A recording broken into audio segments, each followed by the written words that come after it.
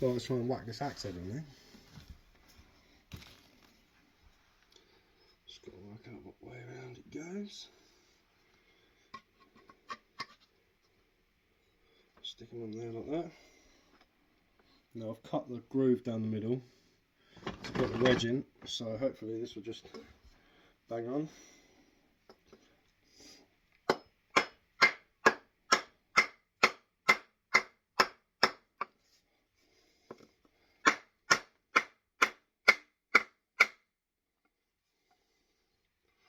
Look at that. Look good as gold. I'll have to trim this up with some sandpaper or a knife.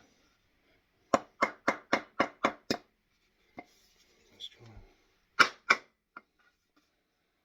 That's better. Equal it out a little bit. But hey ho.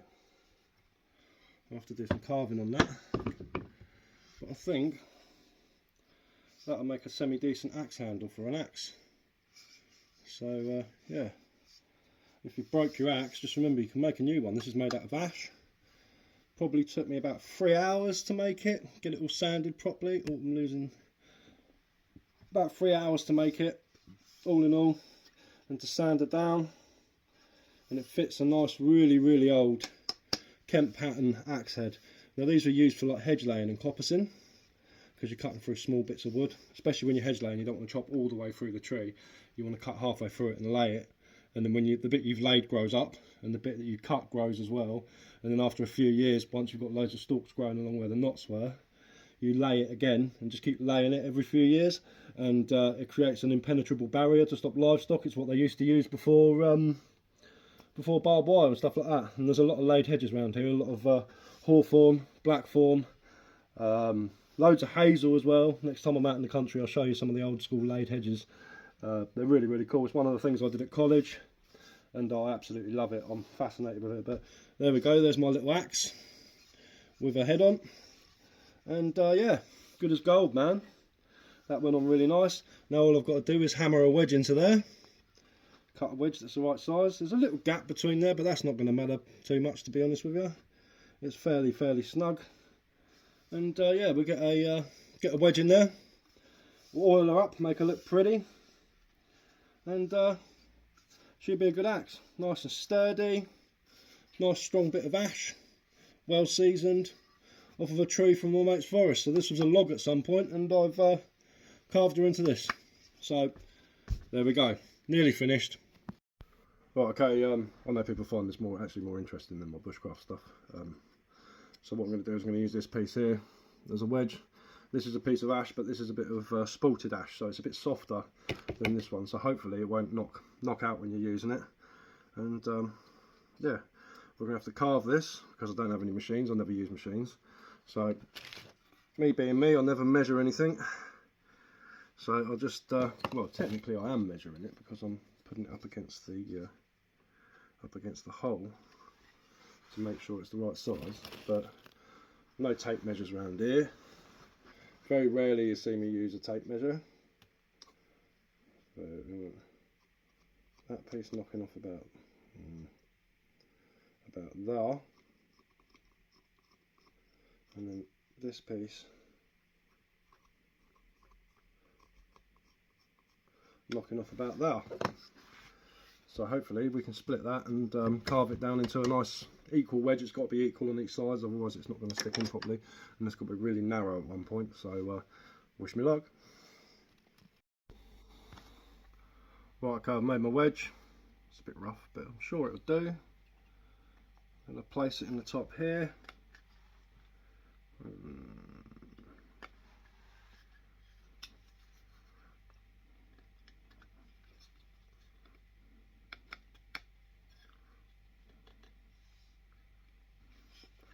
And try and gingerly tap her in, and this should expand the joint and hold the axe head very firm.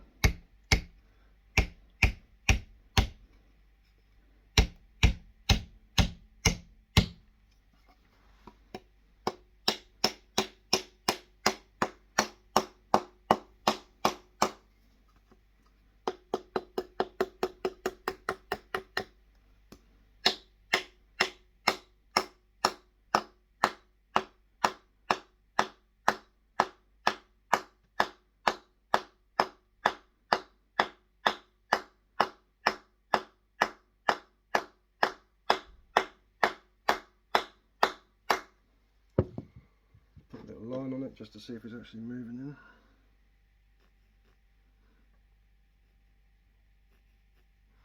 Because we want it to go quite far in.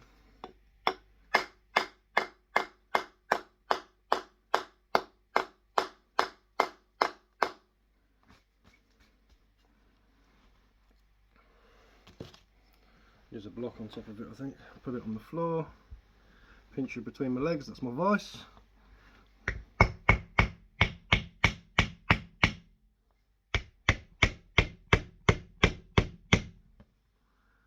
And the driver in.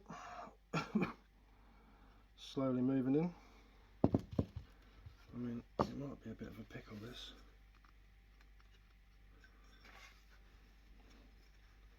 I think that's on. I think that's in there. It's a bit rough, but I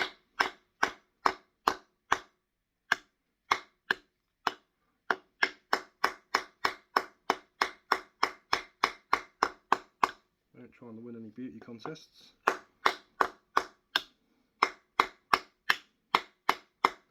If it was for me, I'd machine the wedge and get it in nice and even.